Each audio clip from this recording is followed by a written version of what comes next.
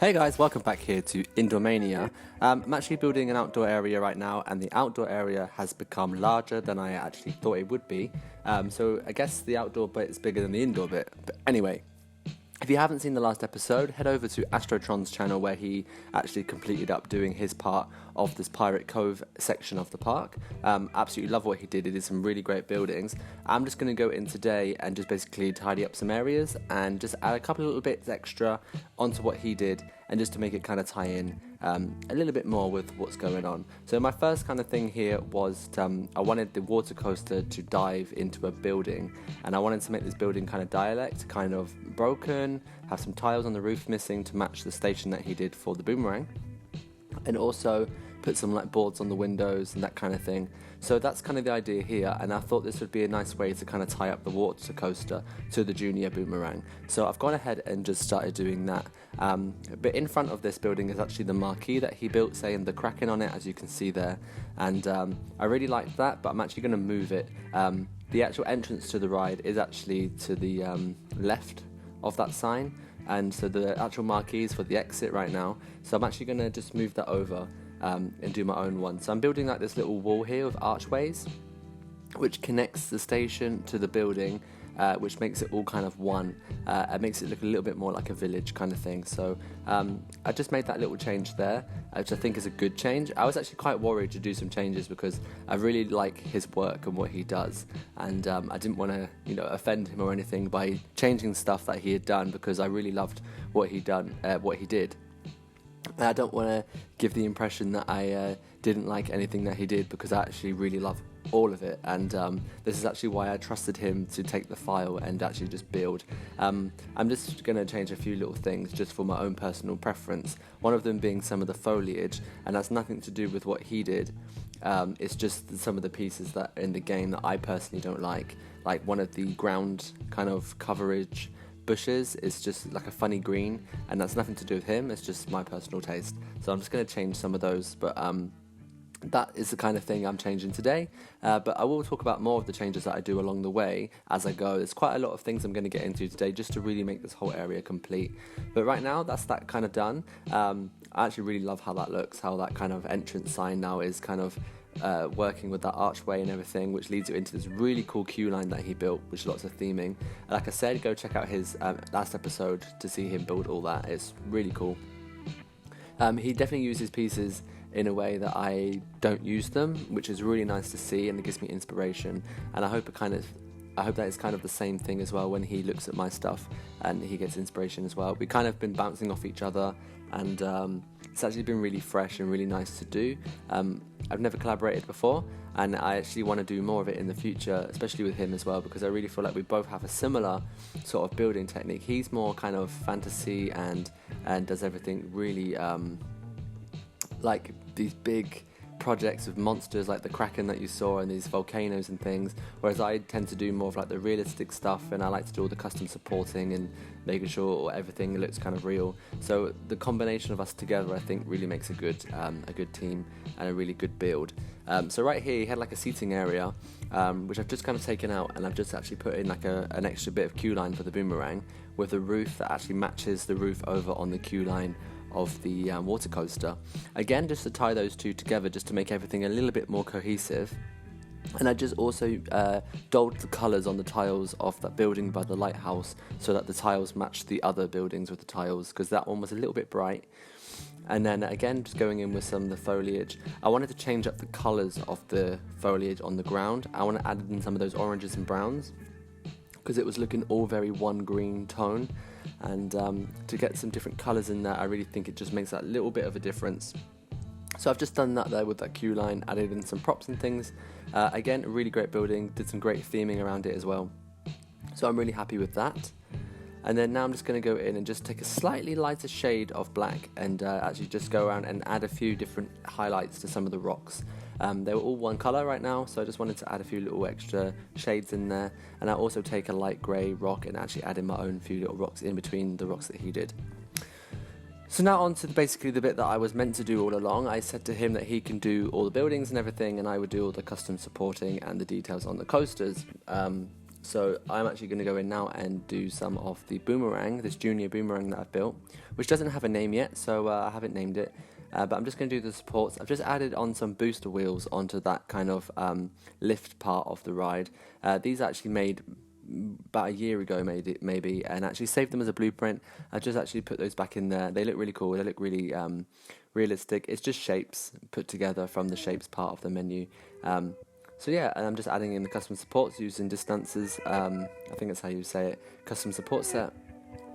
And just kind of create like a structure that kind of fits over nicely in with the water coaster there. But as you can see, it's got a really cool drop there on the water coaster into that building. Added fog inside the building as well. I really wanted that kind of look where you can't see where you're going, and obviously then it dives under a bridge. So yeah, so now I'm doing the custom catwalks here on this boomerang as well. I'm not going to do too much of the custom supporting on footage because it can get quite boring to watch. I'm just going to show you like the main bits of what I did. Added some coaster nets as well in there just to stop any loose articles from falling down, and it also really creates like an atmosphere underneath in the queue line with all the nets above the people in the queue. So now I'm going to go on and do some custom supports as well on the water coaster. So I'm using this kind of frame from the Architect Toolbox, kind of that blue. I just looked up at other picture of a Mack water coaster just to get some inspiration with the supports, and I'm just going to kind of use that as a reference, not too much, just a light reference. I'm just going to show you doing the lift hill right now. I just got rid of a couple rocks. I just thought they were a bit too big, and I wanted to also have the custom supports showing a bit more. Oh, and off camera I actually added in like a staff entrance area with a little car park underneath the first lift hill, which you can kind of see there in the corner. That's just, I wanted to add like just an extra little element of realism that like amongst all this theming there is some kind of real life going on, and I thought that having this like access point would be really cool. And I'll make a little access path as well to the bottom of the second lift hill where maybe a maintenance guy could get to and do some maintenance on the lift hill, that kind of thing. So that is basically like the ideas that I try and include into what's already there. What could be real? How can I make it more realistic? You know, that kind of thing. So just adding in supports here on the rest of the boomerang. Not too complicated, just straight down ones. I find doing these kiddie coaster supports a lot more easier than maybe like a hyper coaster, because the supports are really simple and you can just add a few little straight ones, have a few little support brackets coming off them, really simple, done really quick. So that's really cool. So now, like I said, I'm just going to add in some more like light grey rocks in amongst the black rocks just to give it a bit more kind of texture, a bit more colour in there, and so it's not all one colour. I really love this volcano though, I think it's really cool. I actually want to keep it exactly how it is, but I want to make it more realistic. And the way I thought about doing that is by maybe making the rocks into a facade and then having actually the back of it like a backstage area. So I'll get onto that just in a second. For right now, I've just actually turned the pirate ship around. It was facing the other direction, and I just thought it looked a bit weird because the two big pirate ships that AstroTron had built, which are really epic, actually line up in this one direction, and the swinging ship kind of swung against them. And I thought it'd be much better to have the swinging ship going in the same direction, so I've just turned that around. I actually spoke to him about it before I did it just to see what he thought, and he agreed. So I went ahead and did that, and then now I'm just kind of again changing up some of the foliage a little bit, just putting some different shades in there. I just wanted to mute the greens a little bit just so it wasn't so in your face bright green.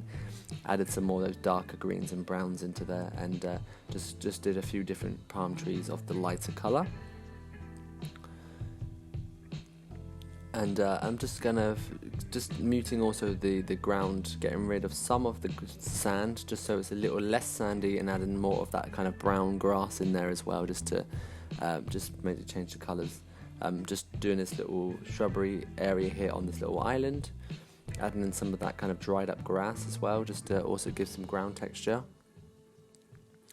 I'm not an expert at foliage, never have been, never will be, but I give it my best shot. There's some people out there that are really great at doing foliage, especially Max Freak, who actually made the mod set. He's great at doing foliage.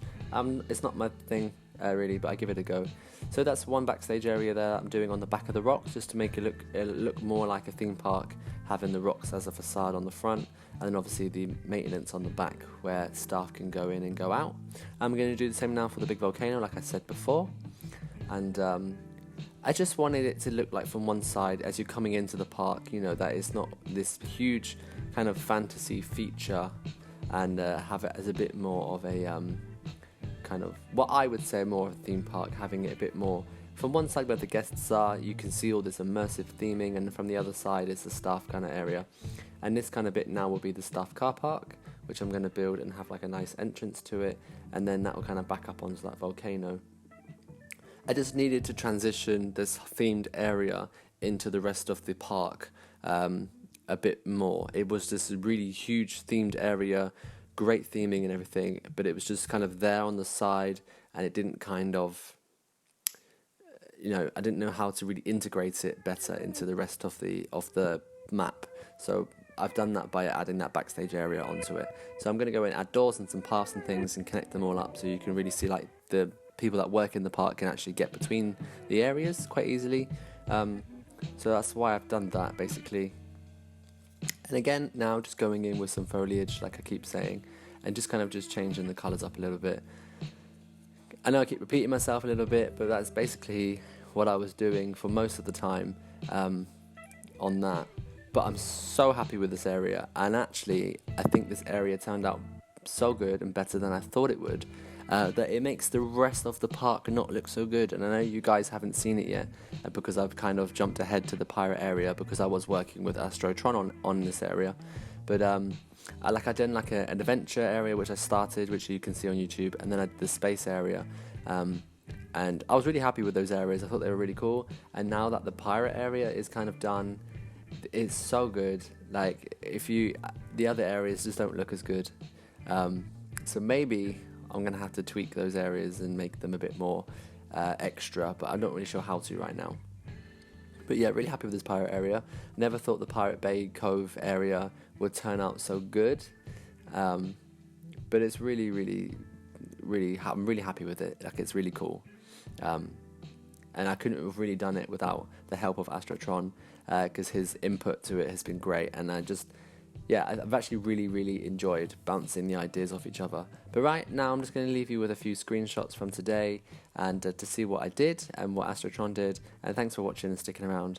And I'll see you all next time for another episode of Indoor Mania, where I will carry on with the indoor part of the park. So see you next time. Bye.